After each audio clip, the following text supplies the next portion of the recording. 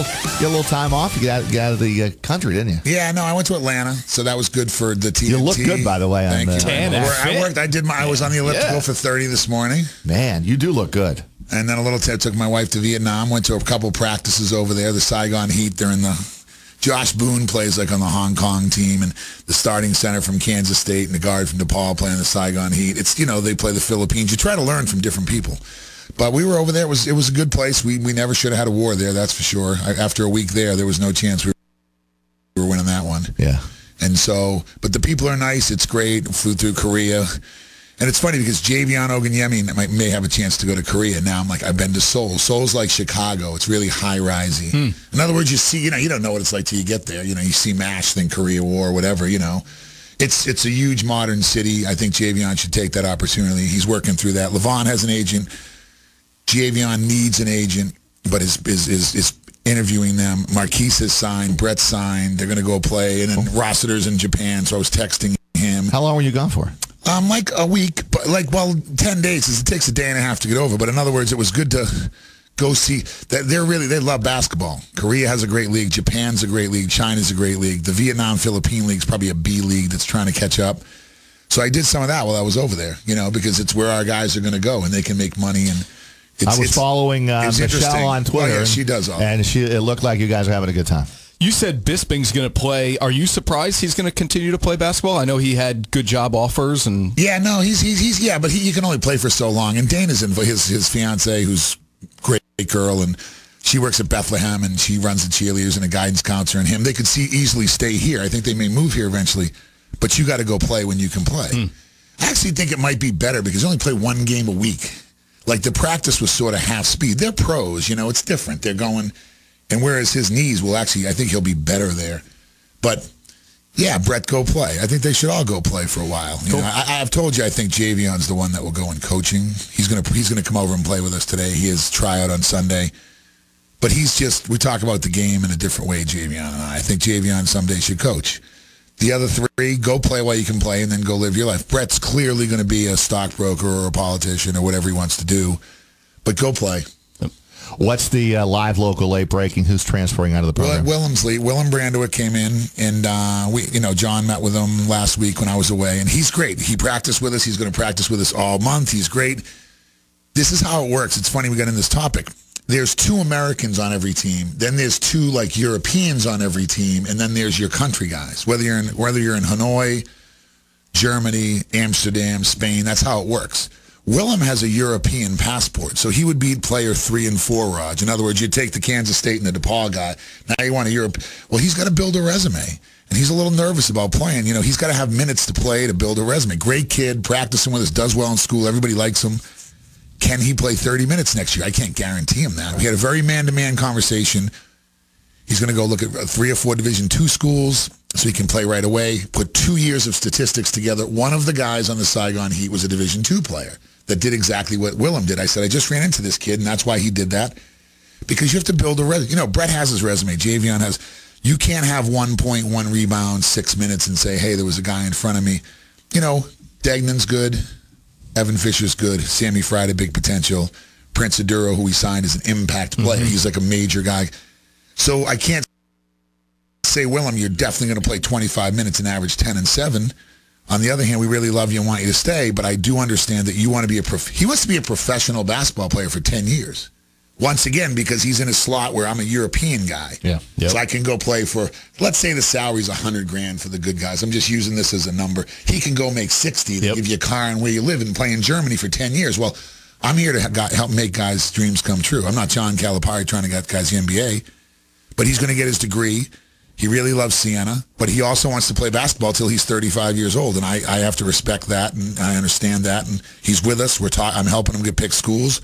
He's working out with us yesterday. He's going to work out with us today. The whole team knows. We all talked about it. We hugged him and said, we want you what's best for you. Well, there's one thing to lose Willem, but I'm more upset about losing the basketball ops guy. Sharks, he wouldn't take my phone call today because he knew I was coming. He wouldn't take my phone call because he knew I was coming here. And he's going to Quinnipiac. We had Ben Asher. How do you lose a basketball ops guy who was so attached to your program, loves Jimmy Patsos, bleeds the green and white, and he's going to a rival school? How does that work? Must be money. Well, it's partly money. And he was with Baker Dunleavy, who was he got his master's at Villanova for 2 years. Shark did love it here, though, and he's fine. He wanted to stay, and then he said, my heart's broken, and then he told me how much they were paying him, and I said, you have to look at your future. It's a little closer to where you live. And Baker Dunleavy, and when you go through like a national championship, where when you go to the NCAA with Hooley and them, there's certain connections you make when there's certain things done at that miraculous level. I said, I understand. I want you to stay, but the number they threw, it's an arms race. I've said this before. Quinnipiac has big money in hockey. They see beating Union and beating Harvard and going to the national championship game. You get excited. They think they can throw money at their basketball problem and have it solved. I'll see. I don't know. They're not paying that coach $800,000. I don't know what the number is, so... But, the assistants and what they put into the recruiting budget and all that. But that doesn't mean that you have success. We have a great situation here at Siena with what we have.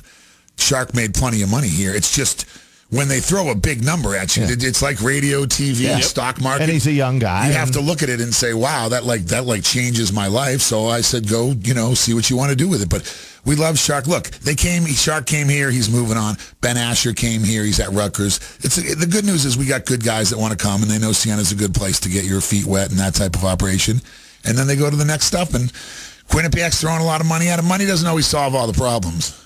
True. How about this one, Jimmy? I saw this on casualhoya.com. It's part of SB Nation. Sure. Well, this is a good one. They broke the Patrick Ewing news that Georgetown was going to hire Ewing.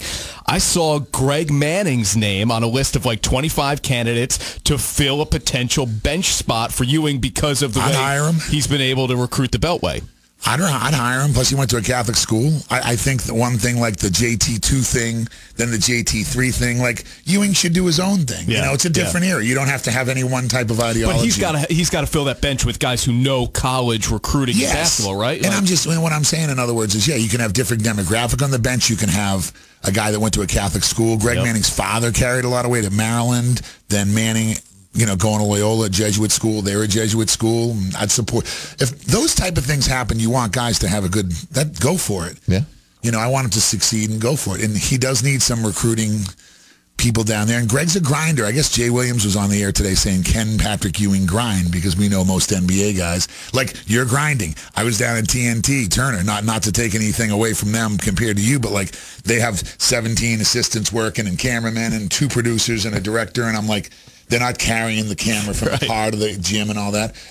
College basketball is grinding. NBA, there's a million people helping you. Even at the Georgetown level, you got to grind. So I would hire Greg Manning in a second if I was them. Yeah, because Patrick Ewing is going to need some really good assistants around him and to be successful. And Jay Williams' thing was, Roger, as you know, because you're like this too, you really are. Whether it's doing the golf tournament, doing the recovery room stuff. Patrick Ewing's used to working pretty hard for 6 months and then going, I'll see you guys in 6 months. Hey, when's the Summer League in Vegas? I'll be there. I got to go for 8 days, man.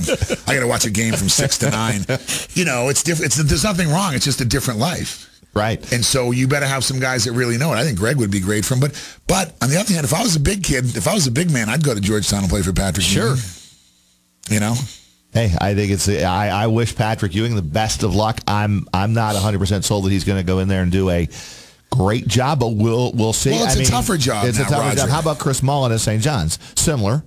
Very similar. It's the same thing. You don't just go to the Garden to go to games because, you can go to Seton Hall now has an arena, but you go to the Knicks, go to the Yankees, go to the Mets. This soccer now, those Red Bull stadiums get packed. There's, the Nationals are down there now. Traffic's terrible in D.C. to go all the way down to see the Hoyas play.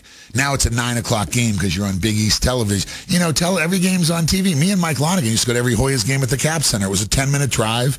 There was no traffic. The games were at 7.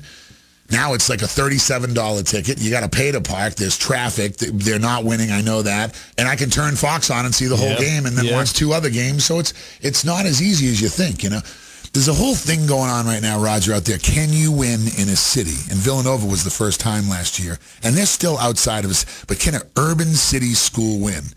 You know, because there's so much to compete I with. haven't thought of it I mean, that way. Gonzaga's out by itself. Yep. Carolina's out by itself. Kentucky's by itself. You know, West Virginia's by itself. Florida's over in Gainesville. Like, it's hard when you're in the city because you don't get the dominant, you know, you're not going to be here. Kansas is out by Lawrence. Like, in other words, if you go to a school and you want to be the man on campus, on TV, that's the most important. You're not going to go to Chicago. They're worried about the Bulls and the Blackhawks, now the Cubs. In other words, it's a whole thing going on.